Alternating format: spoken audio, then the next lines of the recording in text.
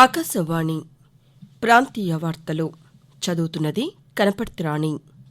ముఖ్యాంశాలు: నౌకాదళ రక్షణ పరికరాల కోసం 21,000 కోట్ల రూపాయల ప్రతిపాదనలను రక్షణ పరికరాల సేకరణ సమితి ఆమోదించింది.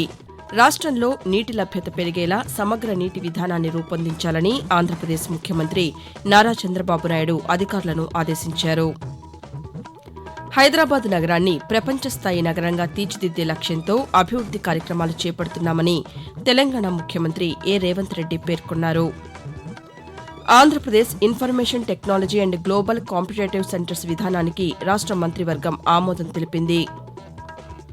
శ్రీహరికోటలోని అంతరిక్ష కేంద్రం నుంచి PSLV C-59 రాకెట్ ద్వారా ప్రోబా 3 ఉపగ్రహాలను ఈరోజు ఇస్రో ప్రయోగించనుంది. వార్తల వివరాలు: నౌకాదళ రక్షణ పరికరాల కోసం 21,000 కోట్ల రూపాయల ప్రతిపాదనలను రక్షణ పరికరాల సేకరణ సమితి ఆమోదించింది. ఢిల్లీలో రక్షణ మంత్రి రాజ్నాథ్ సింగ్ అధ్యక్షతన నిన్న జరిగిన కౌన్సిల్ సమావేశంలో భారత నావికాదళం కోసం 31 కొత్త వాటర్ జెట్ ఫాస్ట్ అటాక్ క్రాఫ్ట్ల సేకరణకు అనుమతినిచ్చింది. వీటి ద్వారా సముద్ర భద్రతా కార్యకలాపాలు, నిఘా, పెట్రోలింగ్, శోధన, సహాయక చర్యలు వంటి కార్యకలాపాలను నిర్వహించనున్నట్లు రక్షణ మంత్రిత్వ శాఖ తెలియజేసింది. అలాగే 120 ఫాస్ట్ ఇంటర్సెప్టర్ క్రాఫ్ట్ల సేకరణకు కౌన్సిల్ ఆమోదం తెలిపింది. ఇవి దేశంలోని ద్వీప ప్రాంతాల రక్షణలో ప్రభావవంతమైన పాత్రను పోషిస్తాయని మంత్రిత్వ శాఖ పేర్కొంది. రాష్ట్రంలో కరువు వచ్చినా ఇబ్బంది లేకుండా ఉండేలా సమగ్ర నీటి విధానాన్ని రూపొందించాలని ఆంధ్రప్రదేశ్ ముఖ్యమంత్రి నారా చంద్రబాబు నాయుడు అధికారులను ఆదేశించారు.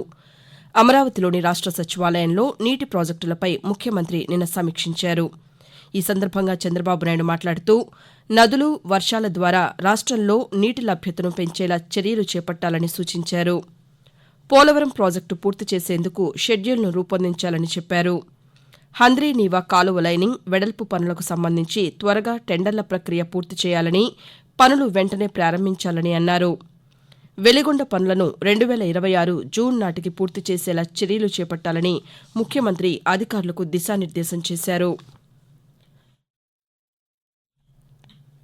హైదరాబాద్ నగరాన్ని ప్రపంచ స్థాయి నగరంగా తీర్చిదిద్దే లక్ష్యంతో నగరంలో 7,000 కోట్ల రూపాయల వ్యయంతో అభివృద్ది కార్యక్రమాలు చేపడుతున్నామని తెలంగాణ ముఖ్యమంత్రి రేవంత్ రెడ్డి తెలిపారు.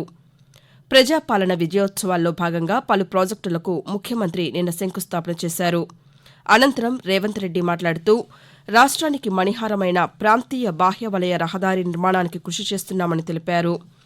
ORRకు అనుబంధంగా ముచ్చర్ల ప్రాంతంలో 40 నుండి 50,000 ఎకరాల్లో అద్భుతమైన నగరాన్ని నిర్మిస్తామని రేవంత్ రెడ్డి పేర్కొంటూ, మన ప్రభుత్వం వచ్చినాక ఏప్రిల్ 1, 2024 నుండి నవంబర్ 30 తారీఖు వరకు పోల్చినప్పుడు హైదరాబాద్ నగర రియల్ ఎస్టేట్ దాదాపుగా 29% అభివృద్ధి చెందింది.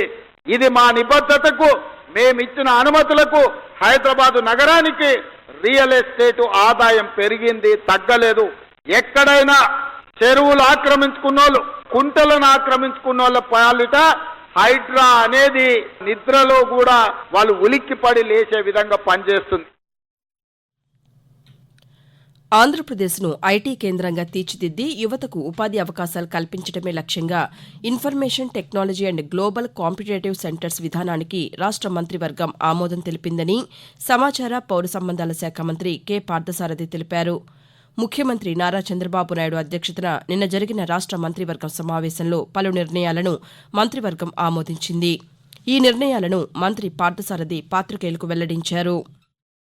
Andhra Pradesh textile, apparel and garments policy 4.0 24-29 ఏదైతే ప్రవేశపెట్టిందో ఆ పాలసీని కూడా కేబినెట్ ఆమోదించడం జరిగిందని చెప్పేసి మనం చేస్తున్నాం.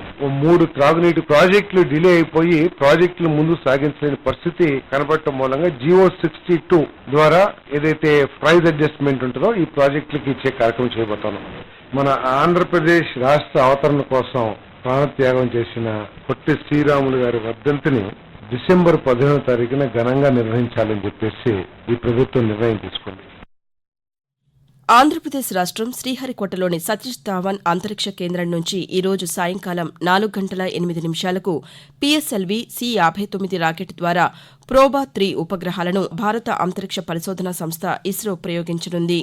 PSLV C-59 ద్వారా ఐరోపా అంతరిక్ష సంస్థకు చెందిన ప్రోబా-3 ఉపగ్రహాలను భూమి దీర్ఘ వృత్తాకార కక్షలోకి ఇస్రో శాస్త్రవేత్తలు ప్రవేశపెడతారు. ఆకాశవాణి ప్రాంతీయ వార్తలు వింటున్నారు.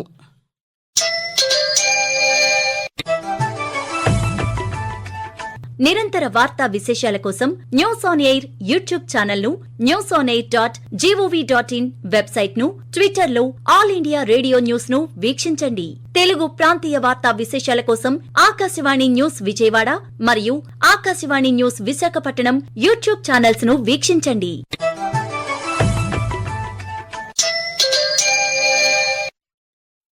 భారతదేశ తీర ప్రాంతాన్ని పటిష్టంగా ఉంచడంలో నౌకాదళం అందిస్తున్న విశిష్ట సేవలను స్మరించుకుంటూ ఈరోజు నౌకాదళ దినోత్సవం నిర్వహిస్తున్నారు. భారత్ పాకిస్తాన్ యుద్దం సందర్భంగా 1971వ సంవత్సరం డిసెంబర్ 4వ తేదీన పాకిస్తాన్లోని కరాచీ హార్బర్పై భారత నౌకాదళం మెరుపుదాడి చేసి ఆ దేశానికి తీవ్ర నష్టం కలిగించాయి. భారత నౌకాదళం జరిపిన ఈ దాడిలో పాకిస్తాన్కు చెందిన 4 నౌకలు మునిగిపోయాయి. ఇంధన నిల్వ క్షేత్రాలు కూడా ధ్వంసం కావడంతో పాకిస్తాన్కు భారీ నష్టం వాటిల్లింది. భారత నౌకాదళం ఆపరేషన్ ట్రైడెంట్ పేరుతో ఈ దాడి నిర్వహించింది. ఈ ఆపరేషన్ విజయ స్మృతులను గుర్తు చేసుకుంటూ దేశ ప్రజలు ఈరోజు నౌకాదళ దినోత్సవం నిర్వహిస్తున్నారు. అమరావతి రాజధాని ప్రాంతంలో వచ్చే 3 ఏళ్లలో ముఖ్యమైన నిర్మాణాలను పూర్తి చేస్తామని ఆంధ్రప్రదేశ్ పురపాలక శాఖ మంత్రి పి. నారాయణ తెలిపారు. రాష్ట మంత్రివర్గ సమావేశం అనంతరం మంత్రి నిన్న పాతికేయులతో మాట్లాడుతూ రాజధాని అభివృద్దిపై రాజధాని ప్రాంత అభివృద్ది ప్రాధికార సంస్థ CRDA సమావేశ నిర్ణయాలకు మంత్రివర్గం ఆమోదం తెలిపిందని అన్నారు. అమరావతిని ప్రపంచంలోనే 5 అద్భుతమైన రాజధానుల్లో ఒకటిగా తీర్చిదిద్దుతామని మంత్రి నారాయణ తెలియజేస్తూ అమరావతి రాజధాని ఏదైతే ఉందో అడ్మినిస్ట్రేటివ్ టవర్స్ 5 టవర్స్, అదేవిధంగా అసెంబ్లీ, తర్వాత హైకోర్టు బిల్డింగ్, ఇవన్నీ కూడా యాక్చువల్ గా పూర్తి చేయాల్సింది. ఈ యొక్క లీగల్ ఇష్యూస్ అన్ని, టెక్నికల్ ఇష్యూస్ అన్ని ఓవర్కమ్ అయ్యాం కాబట్టి ఈ మంత్ ఎండింగ్ లోపల మాక్సిమం టెండర్స్ అన్ని పిలిచి నెక్స్ట్ మంత్ నుంచి వర్క్ టేకప్ చేయడం జరుగుతుంది. రాబోయే 3 సంవత్సరాల్లో ఇవన్నీ కంప్లీట్ చేసి ప్రపంచంలో టాప్ 5 రాజధానిలో ఒక రాజధానిగా ఆ టార్గెట్ ప్రకారం చేయడం జరుగుతుంది. తెలంగాణలో భవనాలు, లేఅవుట్ల అనుమతులకు బిల్డ్ నౌ పేరుతో కొత్త ఆన్లైన్ విధానాన్ని అందుబాటులోకి తెచ్చామని ఐటీ శాఖ మంత్రి డి. శ్రీధర్ బాబు తెలిపారు. బిల్డ్ నౌ విధానాన్ని హైదరాబాద్లో మంత్రి నిన్న ప్రారంభించారు. ఈ సందర్భంగా ఆయన మాట్లాడుతూ పట్టణాభివృద్దిలో భాగంగా పలు అభివృద్ది కార్యక్రమాలను అమలు చేస్తున్నామని అన్నారు. రాష్టంలో దాదాపు 60% మంది జనాభా పట్టణ, నగర ప్రాంతాల్లో ఉంటున్నందున ఈ శాఖకు ప్రభుత్వం ప్రాధాన్యతనిస్తోందని చెప్పారు. రాష్టంలో వ్యాపారాలకు అనువైన వాతావరణం కల్పిస్తున్నామని, స్థిరాస్తి రంగంలో హైదరాబాద్ ప్రథమ స్థానంలో ఉందని మంత్రి శ్రీధర్ బాబు వెల్లడించారు. వాతావరణం. ఫెంజల్ తుపాను ప్రభావంతో ఆంధ్రప్రదేశ్లోని దక్షిణ కోస్తాంధ్ర, రాయలసీమ జిల్లాల్లో వర్షాలు కురుస్తున్నాయి. తుపాను బలహీనపడినప్పటికీ దాని ప్రభావంతో మరో 5 రోజుల పాటు వర్షాలు కురుస్తాయని అమరావతి వాతావరణ కేంద్రం వెల్లడించింది. దక్షిణ కోస్తా జిల్లాలతో పాటు రాయలసీమ జిల్లాల్లో మోస్తరు నుంచి భారీ వర్షాలు కురుస్తాయని తెలిపింది. తుపాను ప్రభావంతో తెలంగాణలోనూ తేలికపాటి నుంచి మోస్తరు వర్షాలు కురుస్తాయని హైదరాబాద్ వాతావరణ కేంద్రం వెల్లడించింది. ఆంధ్రప్రదేశ్లోని ప్రభుత్వ జూనియర్ కళాశాలల్లో ఇంటర్మీడియట్ విద్యార్థులకు మధ్యాహ్న భోజన పథకం అమలు చేయనున్నామని విద్యాశాఖ మంత్రి నారా లోకేష్ వెల్లడించారు. గుంటూరు జిల్లా ఉండవల్లిలో పాఠశాల విద్య, ఇంటర్మీడియట్ విద్యాశాఖ ఉన్నతాధికారులతో మంత్రి నిన్న సమీక్ష నిర్వహించారు. ప్రాంతీయ వార్తలు ముగించే ముందు ముఖ్యాంశాలు మరోసారి. నౌకాదళ రక్షణ పరికరాల కోసం 21,000 కోట్ల రూపాయల ప్రతిపాదనలను రక్షణ పరికరాల సేకరణ సమితి ఆమోదించింది. రాష్టంలో నీటి లభ్యత పెరిగేలా సమగ్ర నీటి విధానాన్ని రూపొందించాలని ఆంధ్రప్రదేశ్ ముఖ్యమంత్రి నారా చంద్రబాబు నాయుడు అధికారులను ఆదేశించారు. హైదరాబాద్ నగరాన్ని ప్రపంచ స్థాయి నగరంగా తీర్చిదిద్దే లక్ష్యంతో అభివృద్ది కార్యక్రమాలు చేపడుతున్నామని తెలంగాణ ముఖ్యమంత్రి ఏ. రేవంత్ రెడ్డి పేర్కొన్నారు. Andhra Pradesh information technology and global competitive centres విధానానికి రాష్ట మంత్రివర్గం ఆమోదం తెలిపింది. శ్రీహరికోటలోని అంతరిక్ష కేంద్రం నుంచి PSLV C-59 రాకెట్ ద్వారా ప్రోబా-3 ఉపగ్రహాలను ఈరోజు ఇస్రో ప్రయోగించనుంది. ఆకాశవాణి ప్రాంతీయ వార్తలు ఇంతటితో సమాప్తం.